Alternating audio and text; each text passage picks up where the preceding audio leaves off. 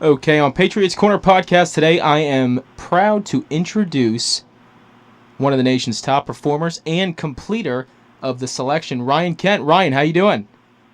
I'm doing well, man. Thanks for having me on. Well, thank you for being on. I want to let you know that, simply I'm amazed by all your accomplishments, everything that you have achieved. You have quite the amazing story and journey leading up to the selection, but even before that, top performer in the nation, obstacle course racer. Now, Spartan Racing new team member, correct? Yeah, that is correct. Wow. So, how does one, because it is amazing, how does one get involved in obstacle course racing? I know that you started training at a young age. Would you care to share a Yeah, little bit about that? yeah. You know, I really believe that just all of my years of training to be a runner, that was my first love, was track and field and cross country and road racing, and that ultimately, just the years of grinding through that ultimately just prepared me for the moment when Spartan came around. The sport is still so young. I think it just came out in 2010, 2011, and I didn't find out about it until 2014. And I'm very thankful for all the years of hard work that I'd put in before that, which ultimately has led to the success that I've had in it so far. And you grew up, I remember watching you speak on the selection, which I can't wait to get into later because I got to tell you, watching you the entire time, both me and I watched it with my father as well, we knew from the get go that you were going to make it. You were so amazing to watch. You pushed harder, and I mean, not harder than any, I know you went on with, you completed it with three other guys. So Yeah. it was truly amazing to watch how much motivation and mental and physical toughness. But you grew up with a father who was very intense and focused on physical ability in sports, right? I did. Yeah. Now, did You that know, did that mold you, automatically from just growing up? Like, did you inherit that at a certain point of age where it just clicked? I think so. And I'm to go back. I just want to say that I think it's funny how so many people had the confidence in me from the beginning that I would make it through, but because I surely didn't know if I was going to make it. So I appreciate that. But I did. Yeah, my dad is just, he's an athlete in his own right. I mean, he's old now. He's still in good shape, but he was a world champion arm wrestler, a bodybuilder. He was into marathons, and I was just kind of born into that lifestyle, and I don't know any other way to be than to go out and push myself and give it my all, and that has just kind of shaped me into the person that I am today. Did you grow up now? I know at every point in a kid's age, especially at a young age, when your dad's trying to get you involved in lifting weights, I feel like not everybody's always into it. They're not always Mm-hmm. into getting down the basement, grabbing the iron and really going at it. Did you ever have one of those moments where you were like, oh, I really don't want to be doing this right now, or Oh, no question. As a kid, you're kind of, my dad forced me to run. Every single weekend we're traveling out of state to go do track meets and road races, and I just wanted to be a normal kid, and I just never had that normal childhood that most kids have, and looking back on it, I'm super grateful for it, but at the time, I just wanted to be a normal kid, and I think it took until I was maybe, I don't know, 12, 13, 14 years old when I like really started to kind of see what my dad was doing for me, and the, the effect that it was having on my life, and uh, started to realize that I was good at what I was doing. And that's when I started to take it a little bit more seriously, was, you know, teenage years. But before that, man, I mean, I got started when I was 4 years old. So, you know, for about 10 years there, I just hated every minute of it. But then, like you said, looking back on it now, with all the successes that you have accomplished and are still accomplishing, you're grateful for it. I feel like, do you feel like in society today that when parents give in to a kid not wanting to do something, when they believe that their child could go so far, and then they give in to that, do you disagree with that? I don't know, man. I think everyone's just a little bit different. I just had, a different upbringing than most, and like I said, man, as you get older, you start to realize, you become, the person that that you're raised to be. And I was just raised to be this person that, with really hard work ethic and determination. And it takes some years before you start to realize these traits in yourself. And like you said, man, I'm really grateful that I was raised the way that I was, because it's leading me to success right now. Of course, and much well-deserved, too. You've put in all the effort, and it's just been so amazing to follow a man like yourself. Now, did you grow up playing all different types of sports aside from, cross-country track like you had mentioned? Did you play any other sports? Yeah, I did, man. I was always doing anything to just stay active. That's just, I was just like Ryan the athlete. I mean, I did anything. I played soccer, basketball, tennis. I mean, anything that just would allow me to go out and just compete and be competitive. I was doing it. And, there comes a point, it was probably freshman year in high school where my dad kind of made me make this choice of, if you want to do track and field and cross country, then that's what you need to do. You need to stick to that, and you need to, pursue that with everything that you have. If you're trying to do basketball and football and all these other sports too, you're just not going to, be the best that you can be. So you kind of need to stick with something and go with it. And, obviously I chose track and field. Yeah, I don't blame you. So from what I got from that is you definitely were the kid growing up who always got picked first. No doubt. Yeah, I was that guy. Well, that's always a good benefit. There's nothing ever wrong with that. So after high school, what happened next? What was next for you?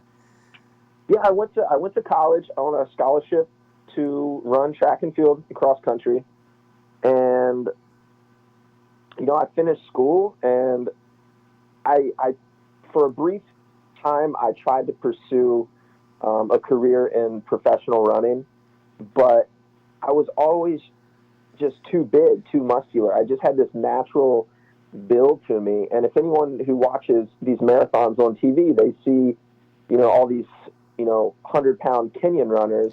I was just going to say, yeah. Right. And there was just no way that I could drop my weight down and compete at that level. So it was really a tough pill to swallow for me after college, kind of having to give up this identity that I've been, that I've just been my entire life. I've been Ryan the runner. And here I am at this crossroads where, I'm not going to be able to do this professionally.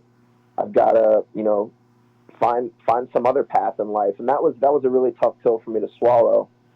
And then, even when I stopped training full time to be a runner, I would, I would have other jobs, but I was still training like a complete animal. I mean, I was up in the morning, I was running, I was going to the gym, and then I'd still go to work. So, after my days of, competitive running were over, I was still just training like a mad dog. And, a few years passed, and, a buddy of mine told me about Spartan Race, and, fortunately I'd been training over the years still, and just had this, smooth transition into a sport that I had, didn't even know existed pretty much. Yeah. Now, how come never, or did you consider, I'll phrase that better, did you consider joining the military? I mean, you loved training, you were up early in the morning. I'd never, joining the military just never appealed to me. I have so much respect for those guys and what they do, and I'm so thankful for what they do, but the responsibility and the commitment behind it, man, I just wasn't willing to commit to that. And but you know what? I've always been interested in the training involved with the military, because I know the training that they do it's some of the, the toughest, you know, training that's out there. It doesn't matter what you do. And that's always really appealed to me. And I think that's what really appealed to me to do on the show, was an opportunity to go do the toughest thing out there. So, Of joining course. the military, no, never. So you're competing as an obstacle course racer, and like you just said, that's what drove you to do the show. How did you get involved? Where did you see it on a website? Where did you first find out about this Well, opportunity that you would have now, would in the future accomplish? yeah, well, a friend of mine who had a little bit of inside information reached out to me and said, "Hey, man, like, there's this opportunity. There's this show coming out, and I think it's going to be something that's going to spark your interest." And I didn't think too much of it at the time. I kind of forgot about it because I was so busy with Spartan. And last minute, I get an email from one of the producers on the show. How he got my email, I'm not really sure, but he emailed me and said, "Hey, man, like, we really want you on the show. I can't guarantee that you'll be on it, but we want you to apply and give it a shot." And I was like, you know what, I'm going to do it. And it happened so quickly. I mean, I think I made the deadline to get on the show by like a day or two. And within like a week or two, I got a call back and said, "Hey, you're going to be on it." And it was just this really kind of surreal moment where, like, I was excited, but at the same time, I really had no clue what I was getting myself in for. Yeah, I was gonna. Did they tell you who the instructors were gonna be? Because I have had on Patriots Corner, I did a podcast with Ray Care, and Ray is amazing to speak Yeah, to, he is. and he Yes. is one intimidating guy, no Yes, he doubt, as is. well as all the instructors. Did they tell you the instructors' names that were gonna be on the show to where you can maybe look them up and kind of be Nope. like, oh wow, so No, you went man, into it they didn't. blind? They didn't tell us anything. They kind of left us in the dark. We didn't know, who the instructors would be or how many of them. But like you said, dude, every single one of them was like the most intimidating person you'll ever meet in your life.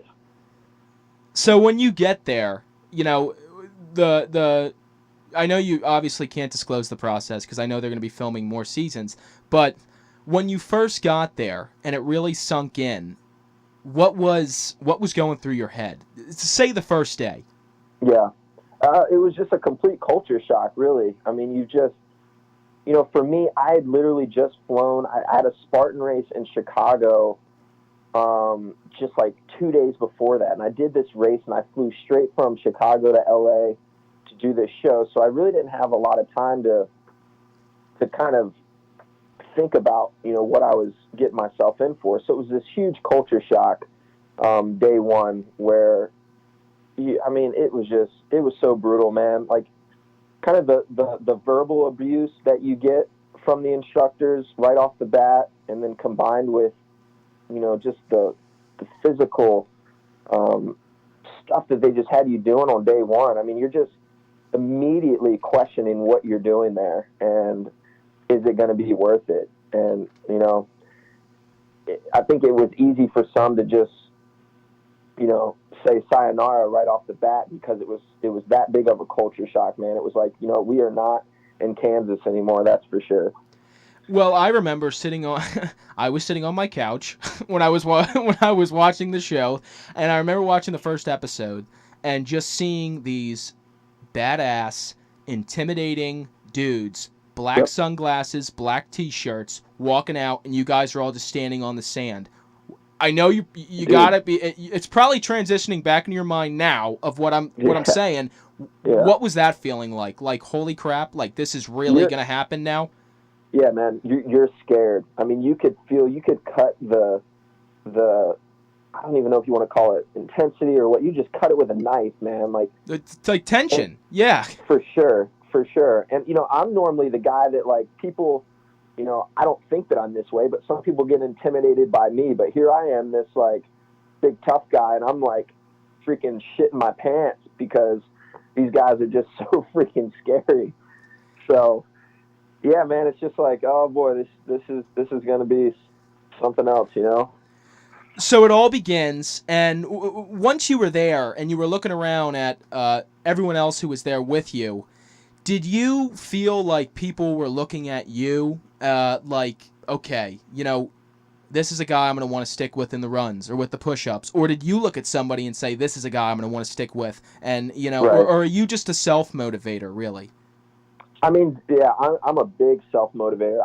I personally don't need anyone to, set my alarm for me in the morning for me to go do my workout. Like I can motivate myself, but there does come a time when you need the others. But I think, you know, it's only natural to kind of size everybody up that you're doing this experience with, and I do think that some of the other candidates probably saw me as a, this big, physical guy, um, and that I might be able to help out in certain situations. But I did the same thing with everyone else. Like it didn't take me long to see that some of the other people on the show might be a little bit more mentally strong than I was, and I knew for me that would probably be my weakness. So it was really cool to kind of see just the different strengths that each candidate brought to the table.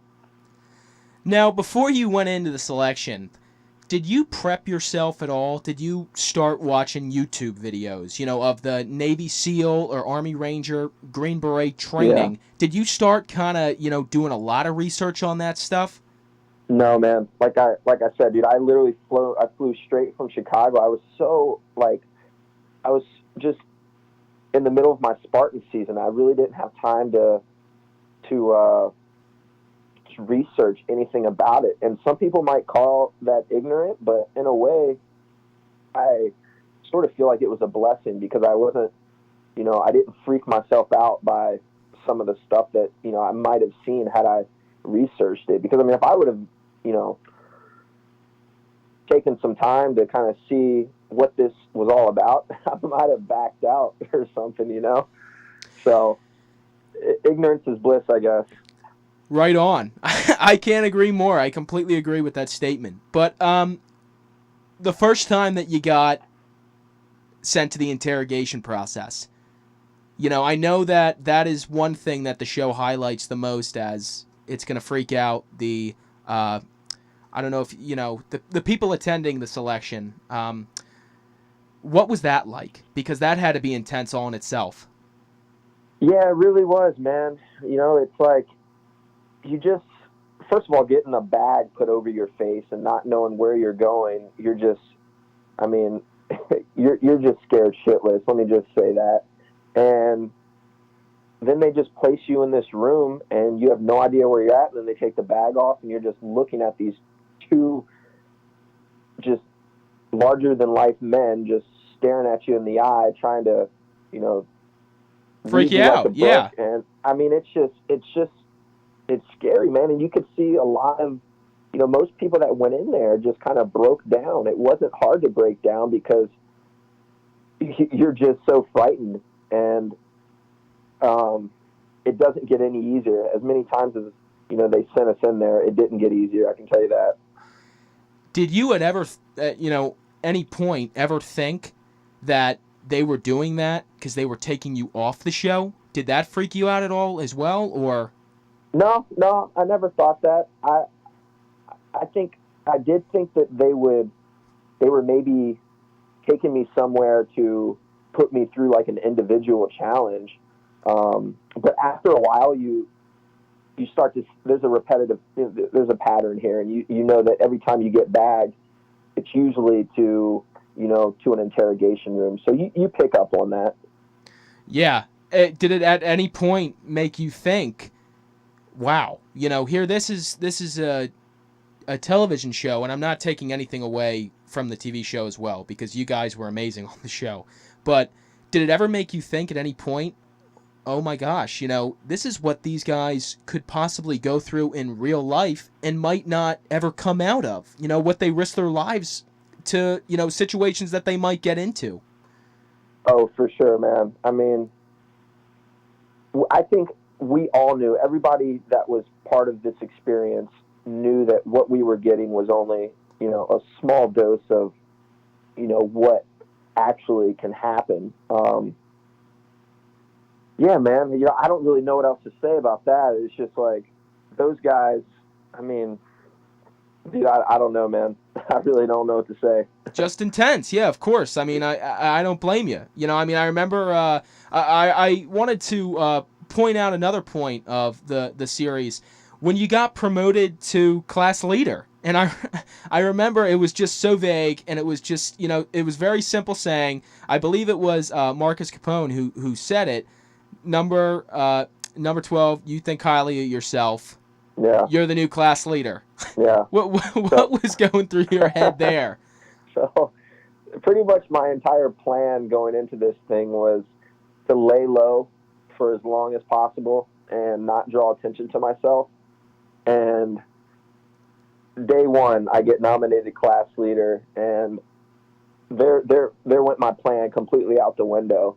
And I'm not gonna lie, man, I was scared. I mean, the pressure that you felt and the stress that you felt, I mean, it was unlike anything I've ever experienced. And, there's a part of you that just says, what, are you going to rise to the occasion, or are you going to fall under the pressure? And, I was feeling it. Don't get me wrong, dude, but I wasn't going to let this get to me. The team needed me to be a strong class leader, and I was willing to be that for them. Of course. And as well, did you ever say to yourself, to stay motivated, that I can't quit this? I have these guys in front of me who are 110% the real deal, America's heroes, the toughest guys in the world. I'm not going to walk out on these guys. I'm not going to let them think that I'm a quitter. Did that ever go through your mind? Oh, yeah. I'm not at first, because I think at first you just see them as they're just trying to beat you down. That's all they're trying to do, is beat you down and get you to quit. But if you stuck around long enough and you were paying attention to just what they were doing, there does come a time when you start to see that, what, they are teaching us stuff. Like we're actually learning stuff here. And that becomes this new motivation to just keep going. When you first come in, the instructors are not a motivation to keep going, but you start to see, the change in yourself, and they played such a huge part in that. And yeah, you just don't want to let the instructors down, and that was a very unique motivation that I didn't see coming. Was there one instructor in particular that had the biggest impact on you, or did all of them really have the same? I think all of them kind of had their own way of doing things. I really like Instructor Gray. I mean, he was kind of like the brains guy. He always had something to say. Like whenever he spoke, you listened. And for me, probably Instructor Gray, but that takes nothing away from the other guys. I respect them all.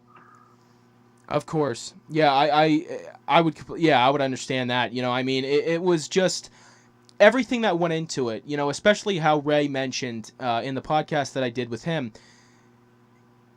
They were always building you up, and how you just said as well that if you were able to focus in on what they truly were doing, while they're still screaming at you, that's how you're going to succeed. And I guess that goes to show that some people can't focus in, and they just focus on the negative and focus on the bad, and they don't see any positive light. And I feel like that definitely would have affected and caused a ton of people to quit. Well, obviously, yeah. Yeah. Yeah, you can't think any negative thoughts. At least for me, I couldn't. Like the moment any negative thoughts started to creep into my mind, I would immediately push it out, because what'll happen is it just spirals out of control. And next thing you do is you make a stupid decision, like ripping your patch off. So yeah, man, you always had to find, what I did, I always tried to find reasons to keep going rather than reasons to quit. And the reasons to keep going always outweighed the reasons to quit. So, of course. And are you a big believer in knowing that you get one opportunity, you get one chance? Because I remember watching an episode, I forget what exact episode it was, but there was an individual, and not talking bad about him at all, but it really went into play to what they were doing and what they were trying to signify, the whole no quitting factor, is that somebody did rip off their patch and they wanted to come back. And Yeah. it was instructor Marcus Capone who said in their world, and we do not like quitters. If you say you quit, you're done. And, Yep. At any point, did you ever say to yourself, I want to be done with this, or? No. I went into this entire experience, and this is just the kind of guy I am, but I was willing to do anything, go to, as far as I need to go to not quit. I went into this thing with the mentality that I was not going to quit right from the beginning, and I never veered from that. No matter how difficult it got, I was still committed to never quitting. And I think you have to have that mentality right from the beginning, or else you're not going to make it. I mean, it's, if you ask the other guys that made it, I guarantee you they had the same, way of thinking that I did. I mean, just quitting was never an option. That just leave me in the box for an entire day, whatever. I'm not going to quit. That was just my mentality. And I think you have to have that. I'm glad you just brought that up. Leave me in the box for another day, because that was one of the most impactful real deal scenario episodes, I believe, of the entire series.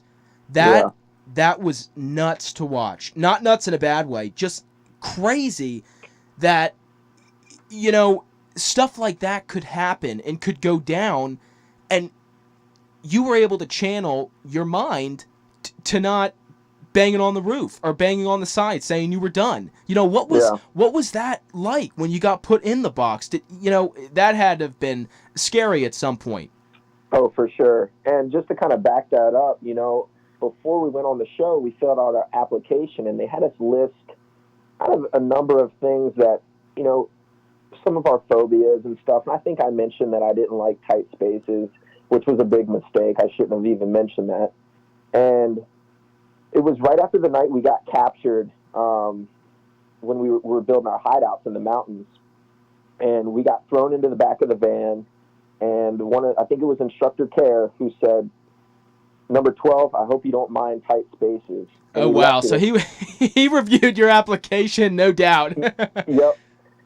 So right then, your mind's starting to race. You're like, oh, my God, what's going to happen? Like, you're just starting to freak out. But I was never quick to just make a stupid decision. I was like, well, let me always at least try something before I just quit. Whereas some people would just quit because they were scared of what might happen. They didn't know actually how they would actually deal with it if they got in it. So I was like, well, if we get put in a box or something, let me at least give it a try.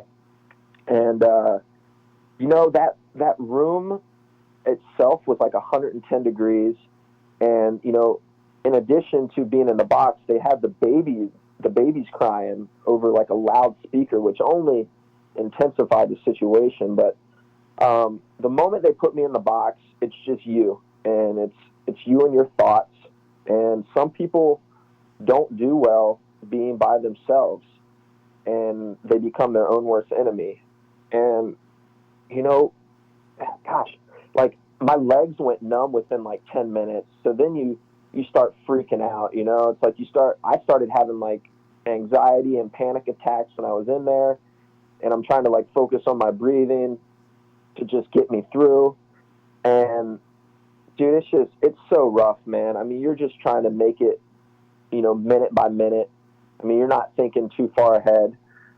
And, for me, I just didn't want to let myself down. Like I didn't want to have to look myself in the mirror after this and have to look at a quitter.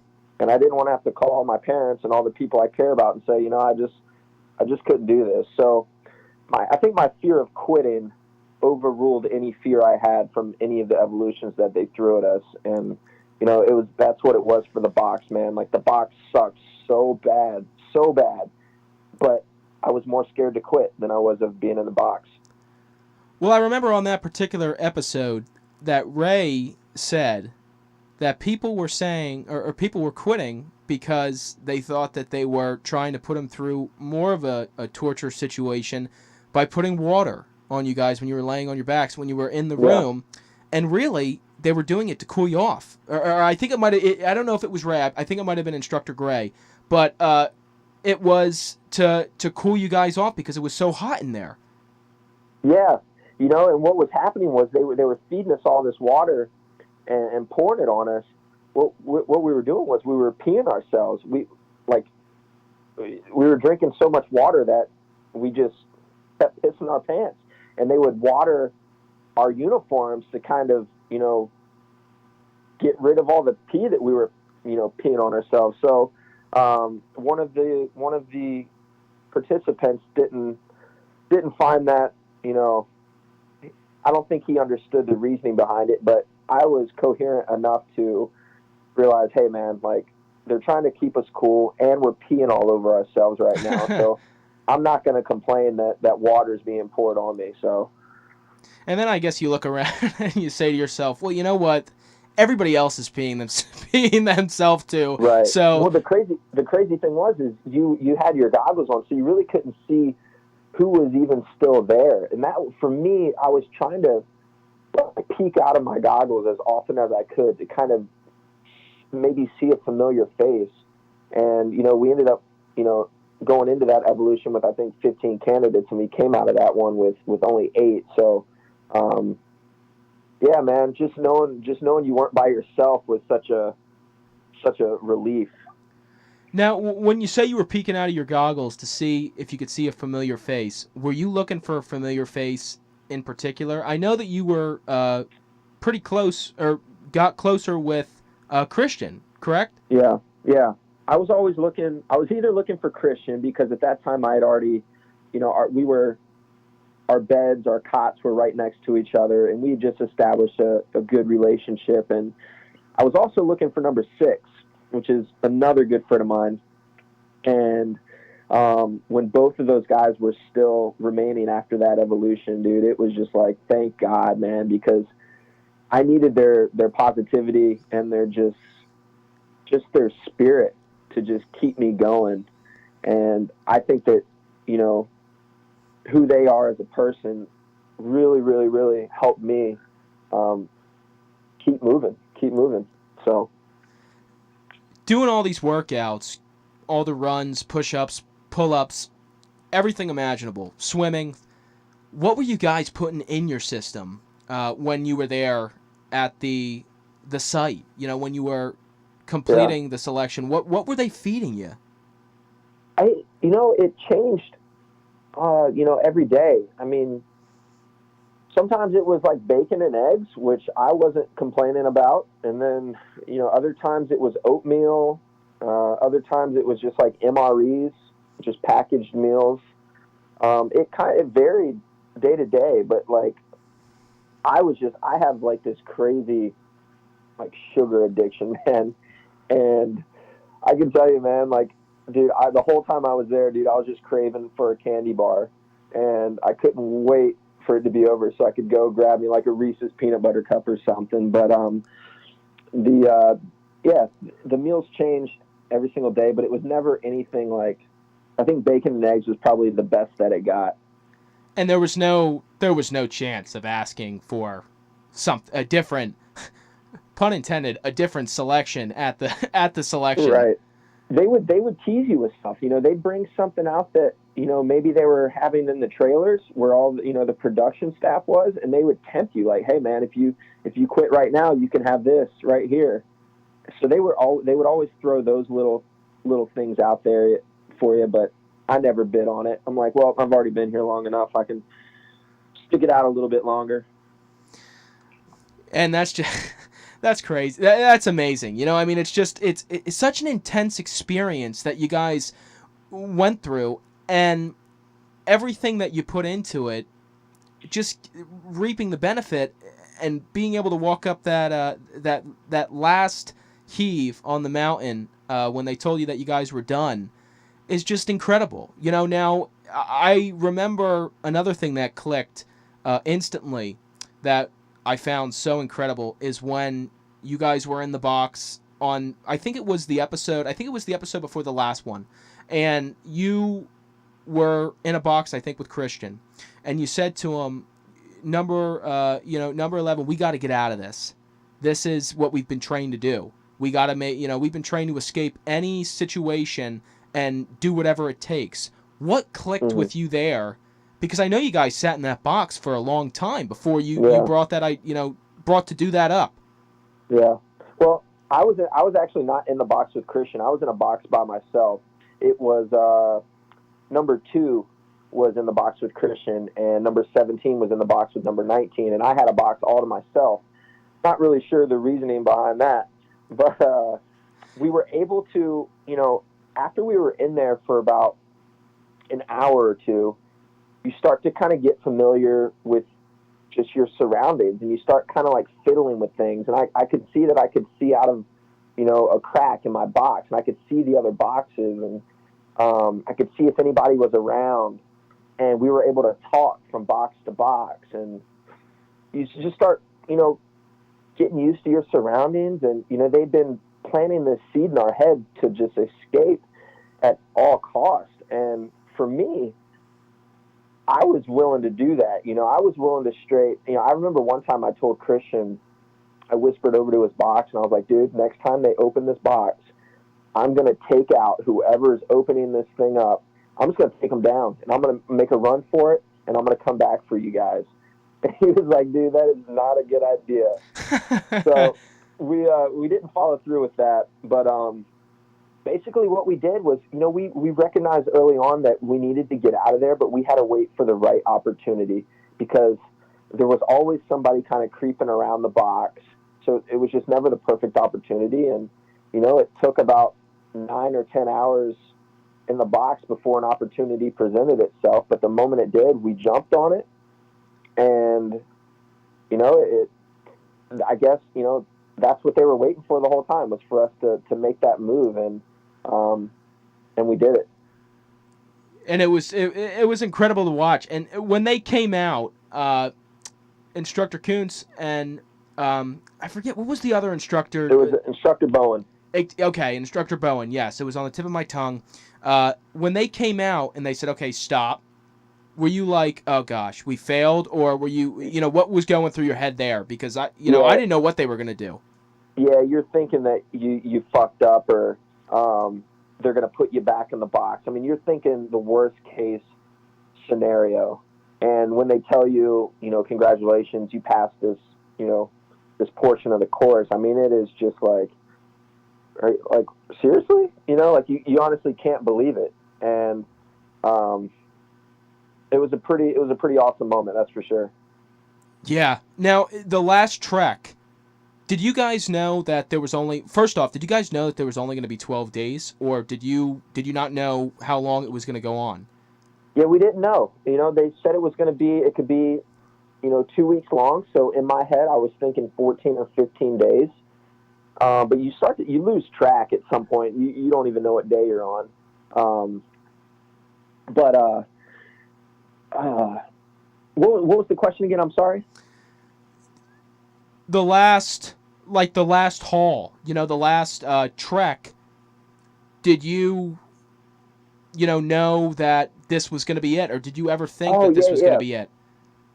We didn't, and that was a crazy thing. Like, the whole time we were on this evolution, we just assumed it was just an every ordinary day. We just thought this was part of the process, and we would complete it and then move on to the next task. So, no, man, we didn't know that was the end. What was it like reaching the top, and when they told you that you were done? I know it was really emotional for you. I rewatched the episode a couple times. What was that like? Man, it was just this. Oh man, it's because I could see you not wanting to leave. I personally, from watching you and being a fan of yours, as well as the other guys who made it through as well, because you all four, really threw in that team effort like no other. Yeah. Did you not want? Did you want to stay? I'm sure you built amazing friendships with not only the contestants but the instructors as well. Yeah, you're right, dude. Like the bond that gets created with the people that go through this experience with you is unlike anything I've ever experienced. And I've done sports my entire life, and I've been on teams, and this was just something special. And you just become like brothers, man. And I think there is a part of you that doesn't want it to be over, and not just because you know the the bond is going to be over, but you start to see all the changes in yourself that have happened over the course of the 12 days, and you just want to keep learning and keep growing more and more and more. So it was definitely a little bittersweet when it was over. Yeah. Now, what was the first move after? Did you going? Did you end up going and get that Reese's or a Hershey Yeah. bar or So something? funny enough, man, once all the candidates made it up to the top of that mountain, um, we all hopped on an ATV and we drove a couple miles down this dirt road, and out of nowhere is just this trailers, where production was, and right next to one of the trailers was this buffet style just meal prep that they had ready for us. And dude, I just went to town, man. Like, dude, just stacked my plate so high. Everyone's like, dude, Ryan, why don't you can just go back for seconds, man. But I'm just like stacking so much food on my plate, dude. And I ate every little bit of it, man. I mean, I think, I had a Mountain Dew was like the first thing I had to drink, which was freaking delicious. And I bet I just drank a Mountain Dew before I got to the station. To be honest, yeah, to be man, you honest. start to realize all the little things that you take for granted, man. I had like a large piece of cake. I mean, just like stuffing your face with anything that was on that table. Were the instructors laughing at all? Were they like, because I'm sure it brings them back to a piece of what they went through when they were in the, whether it be Buds or Ranger School or any type of special operator training when they served. Were they laughing at all, or were they poking jokes at everybody who, how you said you were just stacking your Right. plate like no other? I don't remember anything in particular, but I do, everyone was just kind of laughing and having a good time. And it was just a really cool moment where you could kind of let that guard down on both ends from our side and the instructor side, and we could just hang out and just have this like huge sigh of relief that it was over, and just kind of just hang out and just shoot the shit with each other. It was a really cool moment. Did you leave like the very next day, or did you, how you built such a bond with your teammates and the instructors? Were you on a plane and going home the next day because you either had a race or anything else to do, Right. or did you stay and hang out?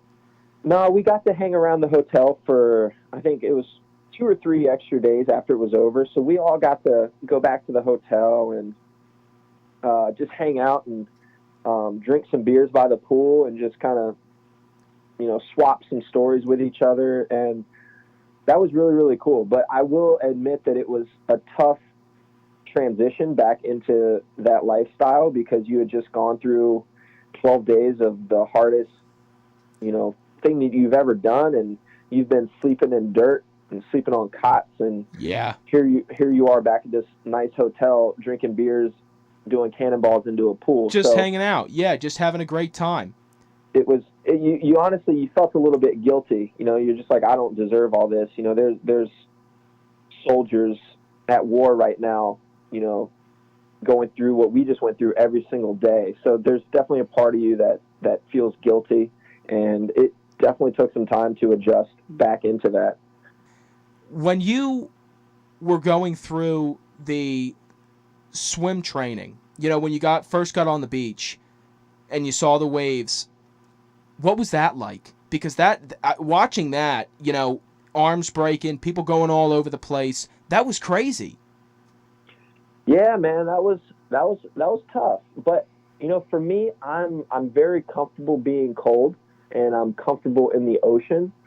So that was kind of one of the days where I kind of tried to take charge and just try to motivate people to get through it. Number 30, who was still hanging on by a thread at that time, they had linked him and I together, linked our arms together I think they did that intentionally. And I remember telling number 30 over and over again, I'm like, don't let go of my arms. Like, I got you, man. I got you. And every single time, man, he would let go and his arm would slide out. And it was tough, man. If you weren't comfortable just shivering in a shivering state for hours and hours and hours on end, I mean, you would throw in the towel, right away. I mean, you just had to be comfortable being uncomfortable. And that was something they brought up to us was, you're not cold, you're just uncomfortable. And I think the moment they said that, everybody kind of took a deep breath and was like, you know what, he's right. Like, cold is just a state of mind. Like, all we are is uncomfortable right now. We're going to be able to get through this. And, we did. Of course. And getting through something like that, having to swim out to that buoy, these obstacles that you had to go over and accomplish, did each one seem to get bigger and badder and more stressful? I don't think that they did. It just kind of like, you just start rolling with the punches, man. And you're just like, you know what, no matter what they throw at us, we're going to find a way to get through this together. And that was just the mentality that kind of morphed into, what it was. At first you're just kind of like, man, I don't know, man. I don't know how much more I can take. But then there comes a point where you just start rolling with it, man. And it's just like, you know what? I got through this. I'm going to get through the next thing. And then I'm going to get through the next thing. And, the box for me was kind of like, you know what? If I got through that, I feel confident that, no matter what they throw at me, I'm going to be able to get through it. So that, for me, that was a big confidence booster moving forward. And after accomplishing, forming the brotherhood and building a bond with these guys, do you stay in touch with, both factors? Do you stay in touch with them often, or? Yeah, we talk to each other every single day. So we have a Facebook group of all the candidates that were on the selection. So we're always, everybody's always got something to say, and we have our own little text group between the final 5 guys that made it to the final evolution. So myself, number 11, number 19, 17, and 2. And we seriously text every single day, man. I mean, it's like, you would think that we've been friends since we were 5 years old. And you're all in different locations, or do some of you live closer to each other? Yeah, man, we're all kind of scattered around the United States, and lucky enough, dude, we're all reuniting next week for an occasion down in Florida. So we're going to be getting together next weekend. So I'm really, really excited about that. What do they have you doing down in is it anything show based, or is it just like a reunion, a friend reunion? Yeah, one of the contestants is actually getting married. So number 2 is getting married to number 3. So it's their wedding. So we're going down there. Yeah, I do remember them saying that. Wow, yeah, that's great. Yeah, man, I'm really excited about it. Oh, that will be so cool. That'll be a blast for you, I'm sure. Yeah, that's amazing. But what's going on now? What are you up to now? Now that you've completed, you already had such a success story. Amazing individual, obstacle course racer. Professional obstacle course racer. Now with Spartan Racing, what's next for you? You know what, man? I don't really know. I'm back into training hard full time. My first race of the season is about a month and a half, 2 months away, so I'm just gearing up for that right now. But I'm just the kind of guy, man, where like if a door opens up and what's behind that door looks appealing and I'm going to get something out of it, I'm going to take it. And I did that with the selection. I was training for races, and then that opportunity presented itself, and I went down that rabbit hole. So, I'm just continuing to just train every day, and if an opportunity presents itself to go do something, as awesome as a selection, I'll most likely take it. Yeah, I remember Ray saying on the podcast that we did together that there might be an opportunity that we might see you on The Bachelor. He says the women love you. Dude, this is like an inside joke between not just the candidates and the instructors, but like everyone that was involved with the show was like, Ryan's going to be the next Bachelor. And I just shake my head at it every time, man. I guess there is worse things to worse shows to go on, that's for sure. I would have to agree completely. But that's also such an amazing story and journey and accomplishments that you have completed. And I really idolize the fact that you just take it or seem to take, life in these types of situations and really anything as it comes. You don't really, it seems like you don't look for the future. You take it day by day. I do, man. Everyone kind of, and I don't hate on people that live this way. I get it, but it's everyone these days seems to just be planning for the future, and in doing that, they forget to live in the present. So, I try not to think too far down the road. If anything, I maybe have like a 5-year plan, but other than that, man, it's like I could get hit by a bus tomorrow and die. So I just live every day to the fullest, and just kind of take everything in stride, man. Well, we definitely don't want you getting hit by a bus.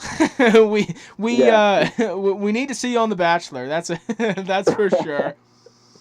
But yeah, that's I agree completely. And just the whole, everything with Patriots Corner is idolizing, American patriots, which I completely. You are definitely an American patriot for sure. And military heroes.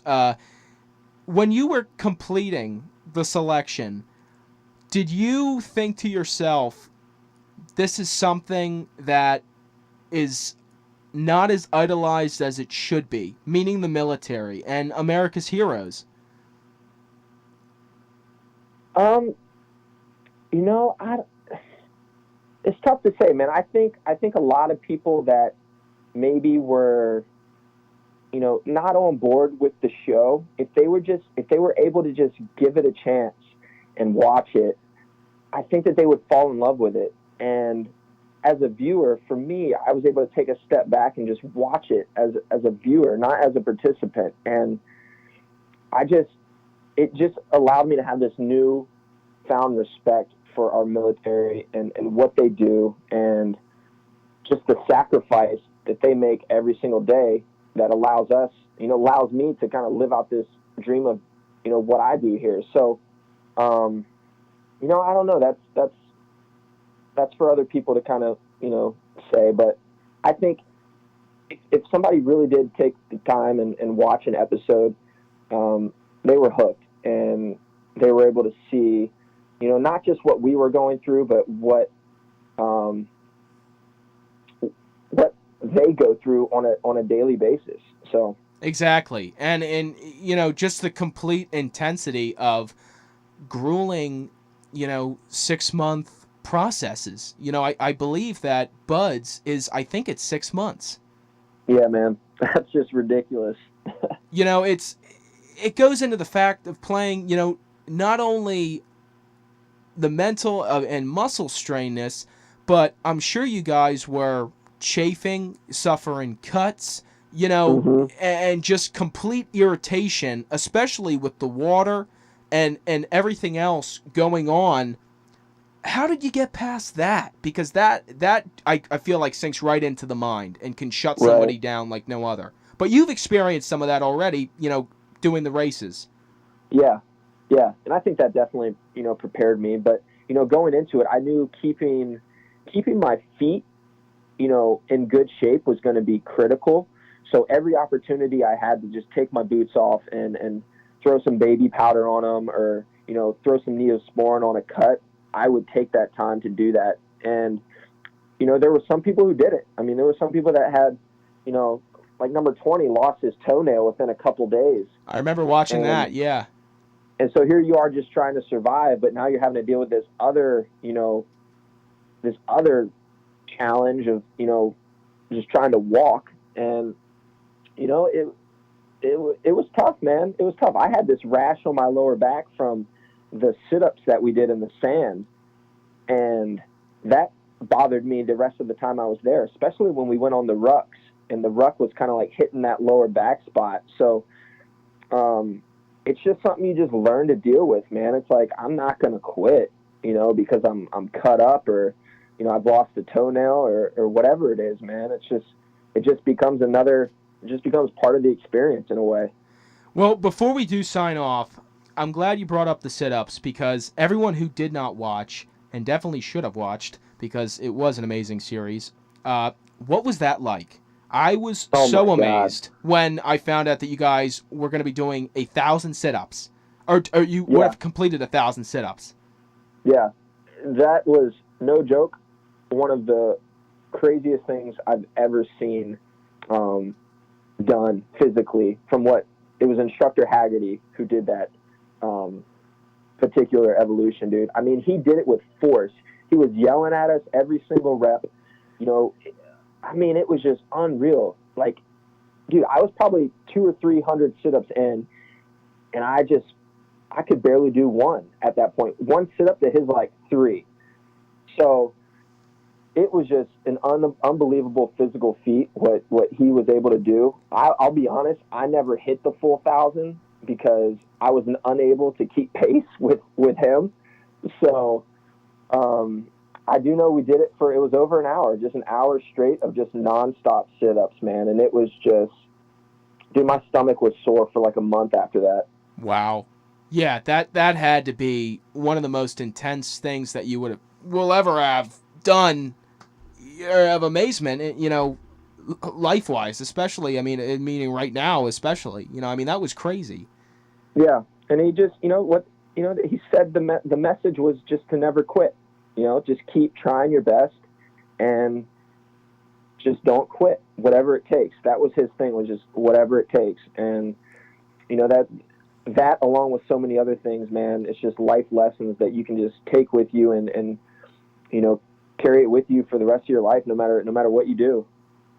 Well, Ryan, you've been such an inspiration on Patriots Corner today. I want to thank you so much for taking the time out of your day to share your amazing journey and story, and I want to wish you the best of luck in everything that the future holds, because you're an amazing individual and a man of such success, and I can't begin to thank you enough and tell you how honored I've been to host the podcast with you. Thank you so much. Thank you, Matt, man. I really appreciate you having me on, dude. Fantastic. Have a fantastic time next week at the wedding, and good luck with everything, and I wish you the best of luck. You're going to, you're amazing, so thank you. Thanks, brother. All right. Signing off of Patriots Corner Podcast, that was just Ryan Kent, obstacle course racer, completer of the selection, which was on History Channel, an amazing individual. Thank you so much for listening, and tune in next week.